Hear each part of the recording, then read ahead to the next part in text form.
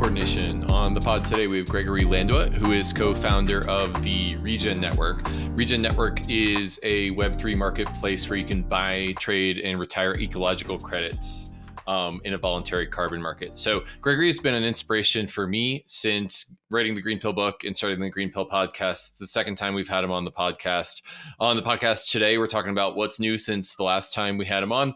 We are talking about RegenPunk, which is kind of a more earthy, less high-tech variant of imagining the future that we want to live in relative to solarpunk. We talk about deep green pilling, so basically a little bit more of an earthy ReFi type of green pill. We talk about the 8 forms of capital, which is something that Gregory was involved in creating, the idea that we don't just have financial capital, but we have spiritual capital, and we have intellectual capital, we have cultural capital, material capital, many different types of capital. And what if we could use Web3 to regenerate not just our financial system, but all of those different types of capital? So this episode, in a fun meta way, is regenerative of intellectual capital, and at least for me, spiritual capital, because Gregory is just such an inspiration, has been working on this space and the things leading up to the Regen Network for the last 10 years or so. And he's just one of the thinkers that I respect the most when it comes to building a regenerative crypto economic movement, green pilling, and now deep green pilling the Web3 ecosystem, creating more coordination. So really enjoyed the episode with Gregory, and I think that you will too. Enjoy coordination. Working in Web3 is awesome, but working outside of the typical W-2 employee structure is a deal breaker for so many. OPOLIS is helping the self-sovereign worker focus on what they do best: their work. Tax time is coming up. OPOLIS helps professionalize your business by helping you form an entity, generate proof of employment through pay stubs, and receive a W-2 at the end of the tax year. Are you self-employed and forced to spend money on expensive healthcare insurance with limited coverage? OPOLIS leverages group buying power through a community employment co-op, helping you save 20 to 50% on high-quality, affordable healthcare options through Cigna. And finally, OPOLIS's member owners share in OPOLIS's success and profits based on their work token holdings. You must be authorized to work inside the United States and select Canadian provinces to receive OPOLIS's benefits. Book a 30-minute free consultation with OPOLIS's experts and join OPOLIS by March 31st, 2023 to get 1,000 work and 1,000 bank tokens. Go to connect.opolis.co/bankless to get started. And if you're going to ETH Denver, make sure to stop by the OPOLIS booth or attend their Future of Work Summit hosted by OPOLIS. The Glow dollar is a new stablecoin with a very special property. As the market cap of Glow goes up, extreme poverty goes down. Glow is a dollar-backed, non-profit stablecoin that creates basic income for people living in extreme poverty. Glow is basically the same business model as USDC, with yield-generating treasuries on one side and a stablecoin on Ethereum on the other. But instead of being a for-profit company, Glow is a non-profit that donates 100% of all yields from the Glow Reserve to Give Directly's basic income program. Give Directly is a charity that gives people money, no strings attached, to people living in poverty, and is a charity that Vitalik has previously donated to and supported in the past. With Glow, you can reduce poverty just by holding a stablecoin. Glow is launching in early 2023, and you can join the waitlist at glowdollar.org/greenpill. That's glodollar.org/greenpill. What's up, Gregory? How you doing? I'm good, Kevin. Stoked to be here. Yeah, so good to have you. I really enjoyed the episode that we did about a year ago when GreenPilled was just getting started, and wanted to invite you back to chat about a bunch of stuff. So maybe we start by talking about RegenPunk. What is that? RegenPunk. Well, you know, this is sort of I believe there's this emerging, I guess, art and ethos culture that isn't quite fully encapsulated or described by solarpunk, but is sort of adjacent or a sub-tribe or,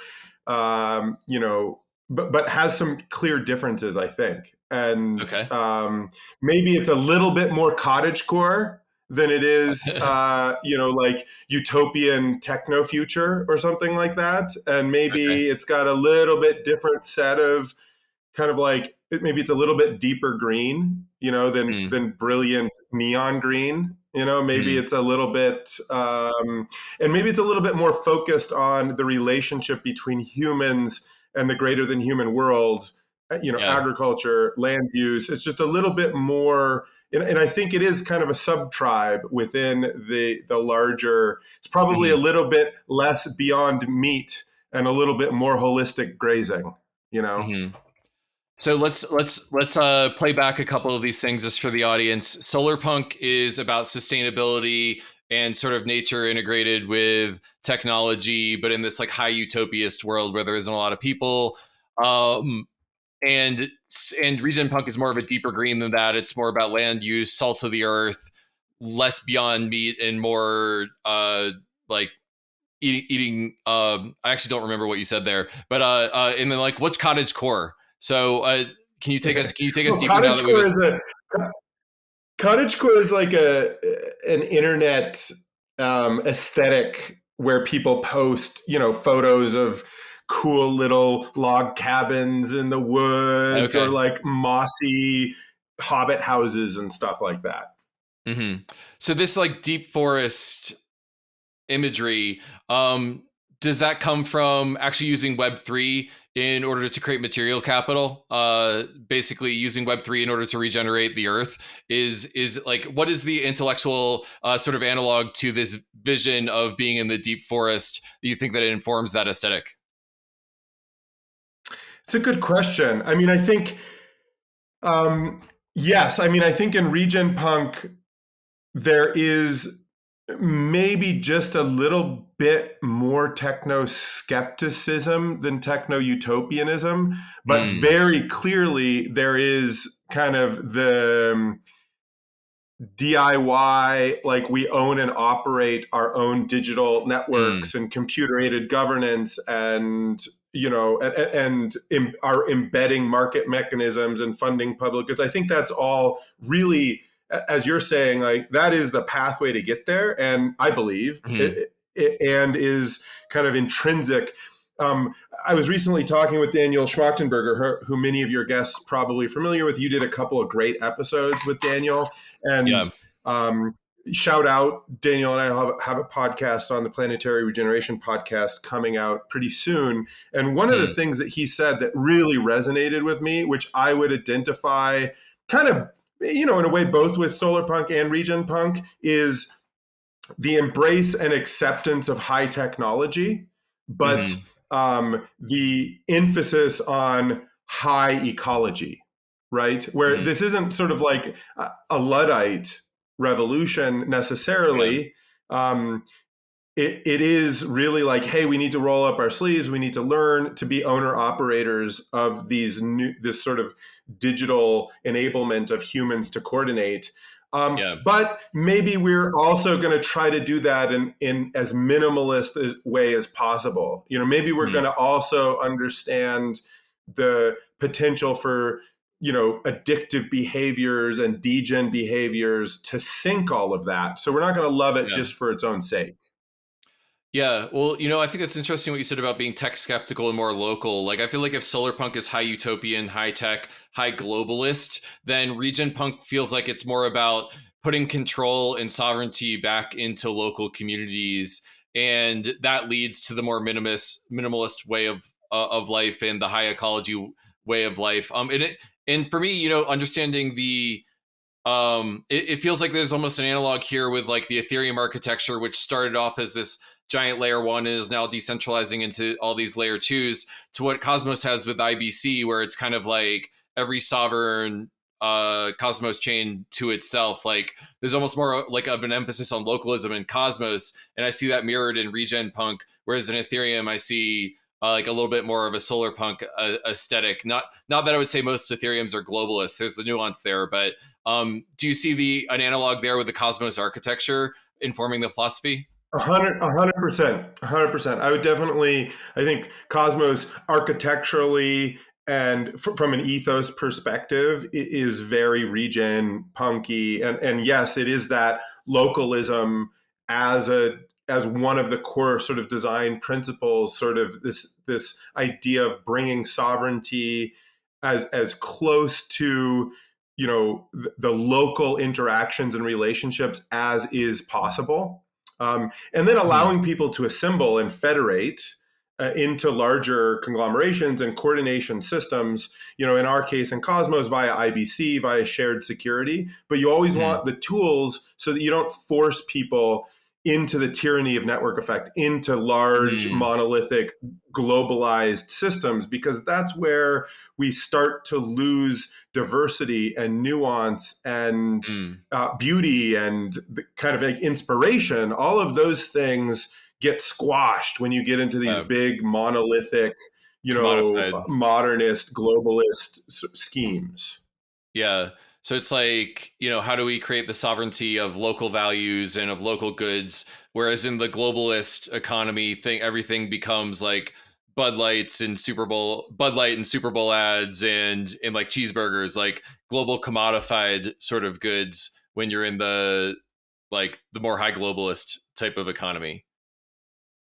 I think that's a tendency, right? And look, I don't think we need to be sort of naive. We don't need to naively dismiss, globalism and the role that may have played in having a somewhat stable, peaceful last, 40, 60 years of the world.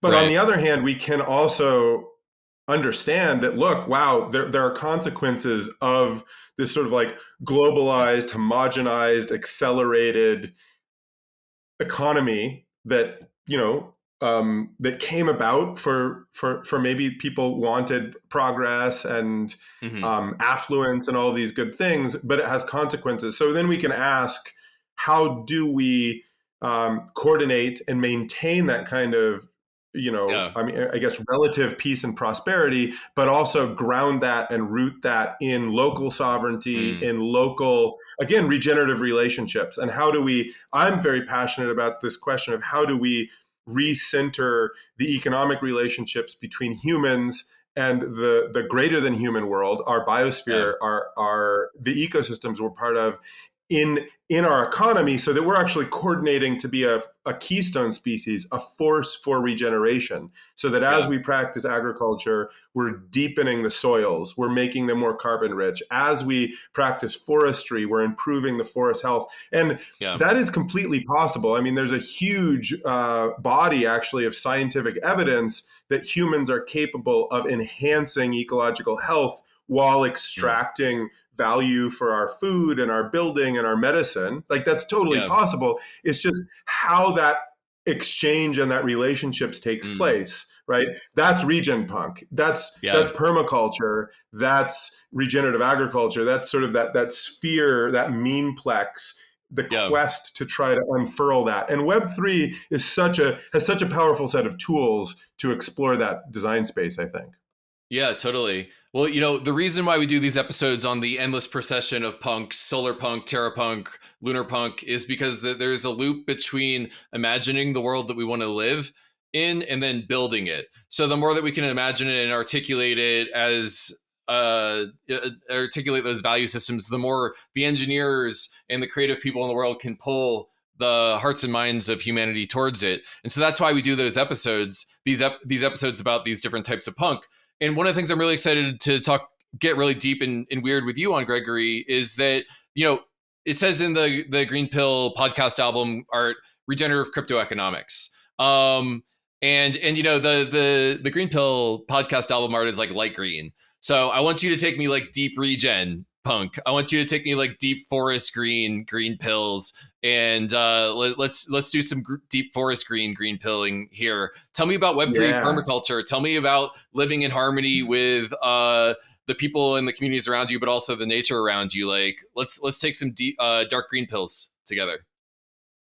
Awesome. Well, so first off, just invite everyone, to take a quick tour of permaculture design, ethics, and principles. So permaculture, for listeners who aren't familiar with it, is a design, art, and science that was brought into the world by Bill Mollison and David Holmgren, two Aussies who were heavily influenced by observing indigenous people interacting with their environments and directly observing nature, and then kind of asking themselves, what would it look like for us to create a sort of design science that encapsulates what we've learned in a set of simple ethics, and then a set of principles to kind of guide how we're thinking about things. There's kind of a whole global movement of permaculture. I used to be very deeply in the permaculture world, and so I'm quite, I guess, influenced by that and how I think about things. So just to out that lineage and give people an opportunity to like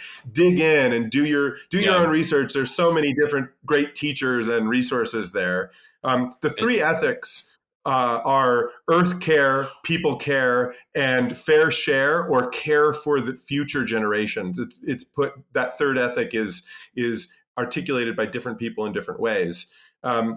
And then there's a set of principles that we ask, when we're trying to design something. And, if we're going deep green, right, as opposed to bright green, we might be a little bit more likely to think about key design principles such as observe and interact.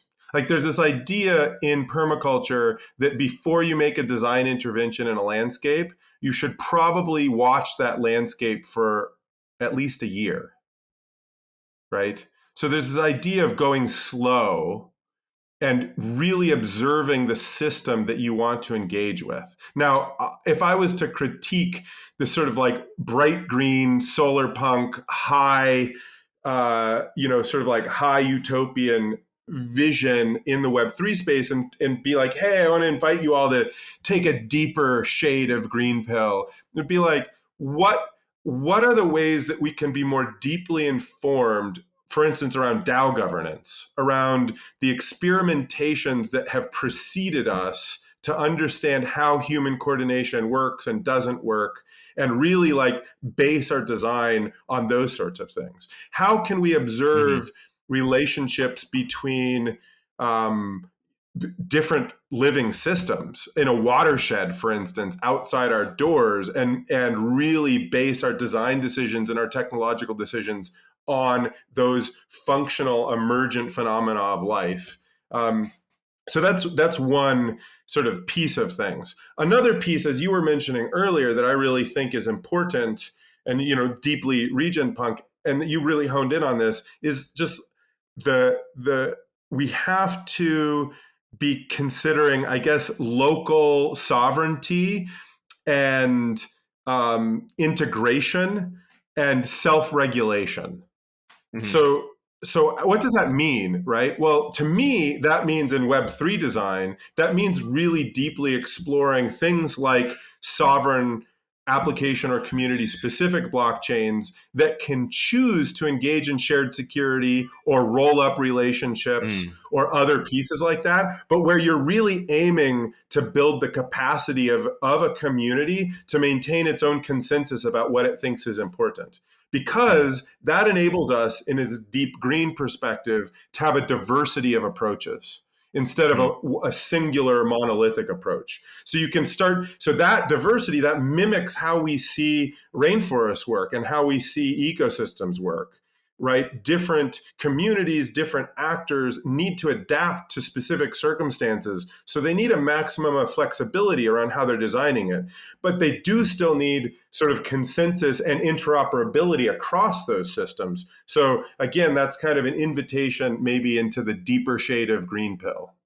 Yeah, that's so interesting. So you're taking me there. I'm digesting the deep green pill, and I want to get to the Cosmos stuff and the design philosophy. But first, I want to just recap the permaculture because that's where we started on this journey. So I almost look at it as like permaculture is a way of accepting that there's a short-term debt cycle and a long-term debt cycle, not only in our financial world, in how we borrow money in the short term, but how long-term debt accumulates in the whole system, like resets, fourth turning style. But I take that and I apply it to like the 8 forms of capital, which you're one of the primary authors behind. There's not just financial capital, there's social capital, there's material capital, there's spiritual capital from how we treat each other. And so when I think about permaculture, it's about like managing the short term and the long term debt cycle of our soil and of our spiritual relationships with each other through earth care and people care and fair share and care for future generations.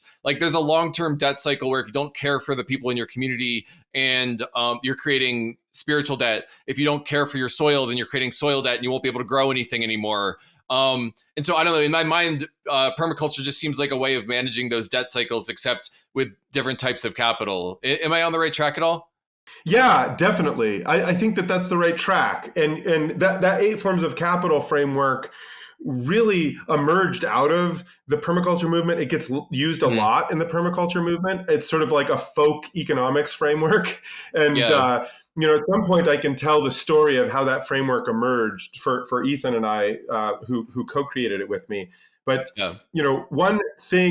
one story I just love to tell everyone, because I feel like it can help take us to the deep green pill, the place where we're seeing it really living and thriving, is, in the Web3 space, we're very, we talk a lot about liquidity. Yeah. So I'm going to just invite everyone to imagine a landscape that is denuded of life, that is just dirt. Yeah. And imagine what happens when there's a giant liquidity event, a torrential downpour, a tropical storm, a monsoon comes. Yeah. And it just is just unloading this liquidity from the sky. What happens to that landscape? Well, I'm no expert on this, but I'm imagining that a lot of the topsoil gets washed away by the liquidity. The topsoil gets washed away, big gullies form, and all of it rushes super fast down to the biggest body of liquidity of them all, the ocean. And it deposits all the sediment into the ocean. The ocean then is polluted and has all of this sediment, and it kills the species. It silts over any coral reefs, and it just, it clogs up all the mollusks. It just creates havoc, right, in the ocean. It also creates havoc upstream. And then a day later, after the sun comes back out, what happens? The landscape is dry and it's cracked, and it has retained none of the moisture. Now let's think about what happens when that same rainfall event falls on a vibrant forest, an agroforestry system that has swales and ponds and deep soil and a canopy and is just fully vegetated, right? What happens? And it just absorbs it. And there could be hardly any runoff. But then what happens is it recharges the groundwater and springs pop up. And those springs flow down into the ocean. And so all the liquidity still goes to the biggest liquidity pool of them all, the ocean. It just takes way longer to get there. It's slow. And in that stream, there are fish and there are crawfish and all sorts of things. And in the ocean, there's so much more life, it hasn't been silted. And so this, to me, this visual metaphor, this is the invitation for how we need to think about our digital infrastructure, our Web3 infrastructure, and embedding liquidity and markets into the commons, into living systems, and taking that information and thinking as entrepreneurs, as community members, as DAO members, how do we grow the forest? Because the liquidity comes, right? The liquidity comes, but how do we manage it? How do we absorb it and flow it slowly in such a way as to create abundance? And I think that's a really illustrative story for those of us who are passionate about public goods funding and commons management, common pool resources, and who maybe self-identify as regens and have taken the green pill. Yeah. Well, one of the stories that I've always been inspired by is from the Ethereum Foundation, the executive director of the Ethereum Foundation has this story about how Web3 is like this infinite garden where you have all these different fauna that are all overlapping with each other and in symbiosis, but also sort of competition with each other for resources. And that Web3 is like this infinite garden where this diversity of an ecosystem all sort of depends on each other, and every organism is optimized to do one little thing different from every other little organism, and it's through that we sop up the liquidity and the sunlight in the ecosystem. And I just thought this is a beautiful metaphor for biomimicry in our digital ecosystem. And I guess the thing that stands out to me here, Gregory, is that in a pluralistic ecosystem that's very diverse, it's not like you can really invest all your capital in making one of those organisms survive. You really need to have the whole ecosystem in symbiosis and growing together. So it's like rediscovering the commons in the digital age by having to build this ecosystem. Me for my perch at Supermodular, you at Regen Network, but everyone else who's funding public goods in their own ecosystem is building their own little special fertilizer and formula for regenerating the infinite garden. And I just think it's a beautiful thing. But I guess my question is like, how do we get humans to coordinate to actually build this rich commons? How do we get more people to see that we don't want to have that barren wasteland, but we want to actually have more liquidity and put in the effort to make it happen? That's kind of where my mind goes. Yeah, well, that's a great question. I think you see people doing it. I mean, at Regen Network, the way that we're approaching it, and so like disclaimer that I fully am an adherent of this sort of pluralistic infinite garden idea. I love that. I think it's a great metaphor. But speaking concretely from my personal experience, my answer to that question really is how do we show the use of a state machine, of a community that's generating consensus, computational consensus, maintaining that computational consensus over time. I think, what's the highest leverage point to engage that type of tech, where is, in my mind, is to try to generate computational consensus about ecological health, and to be able to, bring that ecological health into social consensus around how to value it. And so this is my passion around living capital, specifically around the relationship between living capital and the other forms of capital, the relationship between living capital and financial capital. How do we build infrastructure that allows communities to express preference and desire and actually sort of like generate profit from regeneration? That to me is enormously exciting. And I think you can kind of use the 8 forms of capital framework to think about that about each of the other forms of capital as well. I just happen to be super passionate about the living capital relationship. Yeah, I think at this point it's worth reminding listeners what Regen Network does. I know that you've got a toolkit that allows people to, I think, generate this consensus about the health of their commons, and would love to have you tell us about that real quick. Yeah, so right now, Regen Network is an application-specific blockchain that also is connected via bridges to the Ethereum world, several EVMs, other things going on. We have our own validator set, and it's built to be a registry and marketplace for eco credits. And the bulk of those eco credits that are live in the system right now are carbon credits, right, which have an existing marketplace, an existing value. They're sort of considered to be real world assets. And we've developed a system, and we're sort of blockchainifying more and more of this system over time, but we're also very pragmatic. Like, you gotta, hit things where they're at and build what you need to build in order for something to work. So right now, if you were to go to app.regen.network, you'd see a marketplace that has these really cool carbon credits in which communities are getting paid to sequester and store carbon. They're very high quality. They sort of follow the most rigorous science available. And we're more and more building tools for this to become sort of a disintermediated and self-service marketplace and process. But that also takes time, because people need to learn how to sort of represent these eco credits in a rigorous and robust way. So it's sort of a slow and steady progress to maintain counterparty trust and really build out a vibrant marketplace for these sorts of eco credits, for these units of account for living capital.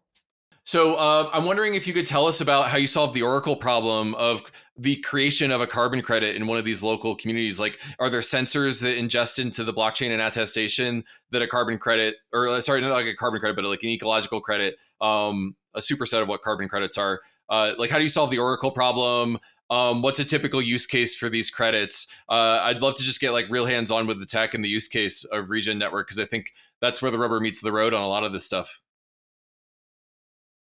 Totally. Yeah. So it's funny. I don't use the term Oracle very often. Okay.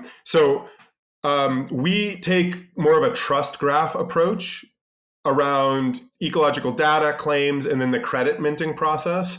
So at the moment, how this works is we have sort of governance gated token issuance, in which it's very clear who's issuing the token and what the agreement between counterparties of what that token needs to be in order to be issued. And that includes like what data needs to be present, what methodology needs to be followed, and who maybe needs to audit it. So we're sort of like at this first phase where we're sort of taking the legacy approach to this, where you have like legal contracts between counterparties, and we're going through those processes, we're representing those on chain, and we're also automating certain pieces of it. Phase two, we're building out this larger trust graph where it really we start to be able to automate some of this. We start to be able to engage with sensors, with satellites. And by the way, there's already satellite and sensor and machine learning embedded into the credits that are being generated. Sometimes that data gets anchored and signed as it relates to the credits, and just more and more of that is moving closer and closer and more deeply on chain, essentially, where there's larger metadata loads and automation processes around the specific claims. But again, ecological, the science of Earth observation isn't, and the blockchain toolkit, we're sort of bringing those together at Regen Network. But there's still work to do to bring them fully together. So if you go and find that like a city forest credit on Regen Network, or the Carbon Plus credits on Regen Network, what you'll see is a metadata load and a tokenization that is referring to also a set of legal contractual frameworks between counterparties that, again, kind of follows legacy carbon credit approaches, but has been augmented and improved and made more transparent. And so essentially it's like a step-by-step incremental process to really build this more transformative trust graph in which we have an Oracle network, a trust graph network that is allowing us to then issue credits programmatically according to an algorithm that represent each ecological health. But we're not there yet. That's going to take us more and more time, or more time with our community continuing to build everything out. Wow, that's incredible. I just think that, the thing that I just respect about Regen Network so much is that all this RegenPunk stuff and Web3 permaculture sort of philosophy that you have, you're practicing it day to day and building out technology and just iterating to make it happen. And y'all are such long-term thinkers on this. I know because Gregory, you and I have been in touch for years, but I know that your career working on this stuff goes back on the order of decades, not months, not years. So I just think it's neat how you're connecting the tactical to the philosophy there. I'm curious if there's anything I didn't ask that you want to tell us. Like, where should we go next? What's the coolest thing in the RegenPunk Regen Network community that you want to show off? Well, awesome question. I love that. Thank you. I mean, one of the things that I'm most passionate about is one of the things that we need the most help with, and one of the things that's like the least finished, and that is this vision of Regen Network being owned and operated by landscapes, by nature, by indigenous people, by farmers, by scientists, not just by Web3 speculators or VCs. And so we have this amazing organization called Regen Foundation, which, unlike a lot of foundations in the space, isn't like a Swiss foundation that received a big chunk of money and is stewarding it. No, it's a US 501c3 that is responsible as an organization for supporting and ensuring that these communities are really, we're embedding the market mechanisms that we're building into the hands of these communities. They have a big task. They have, it's digital literacy, it's DAO tooling and onboarding for communities that are not automatically in the Web3 world, in the Web3 family. And, I'm really excited about that. And that's one of the things that, in a way I'm most passionate about, but is hardest, and is, it's sort of like in this beautiful tension between success in the marketplace and having people, buy a carbon credit and offset it, which predominantly, there are blockchains offsetting, there are smart contracts offsetting, there are corporations offsetting. But the ultimate expression of this vision is really to ground the process into like a platform cooperative ownership structure that is really owned and operated by, the land stewards and the indigenous people, by Amazonian tribes, by rivers in New Zealand, by a plurality of what it means, because that's how we're going to start to be able to express rights of nature and sovereignty and living capital in a really clear way, right? That's where the market can actually serve life. If on the other hand,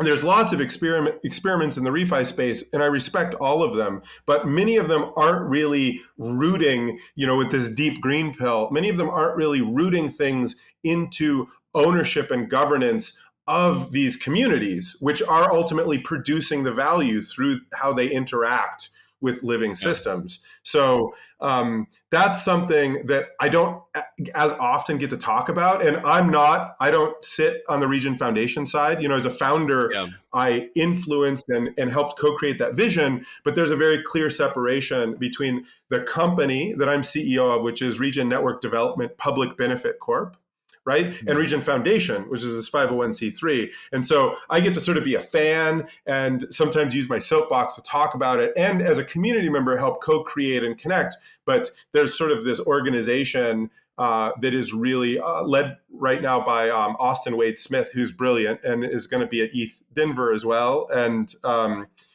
so just that's what sprung to mind when you asked that great question about what was sort of under the surface or missing that I'm really excited about. Yeah. I saw, as I was doing my research for this episode, you retweeted Speaker John Ash, who has a take that says, we need to establish protocols to make sense of the level of alignment between individuals and groups. And, what you said about that relationship between the global economy and this deep pool of liquidity that's sloshing around and the local communities and their need to maintain diversity and plurality and represent their local values.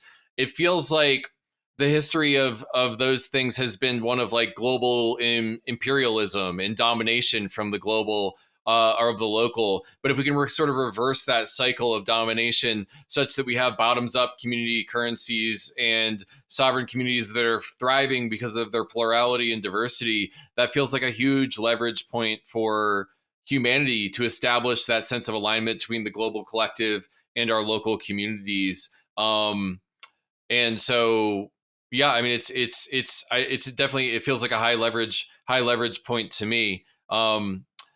I guess, how can the GreenPilled community engage with your vision and help make this world a reality? What should we focus on?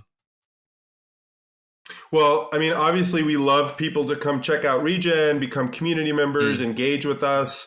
If you've got a vision for an eco credit, awesome, come jam. Yeah. We have this community of scientists and project developers.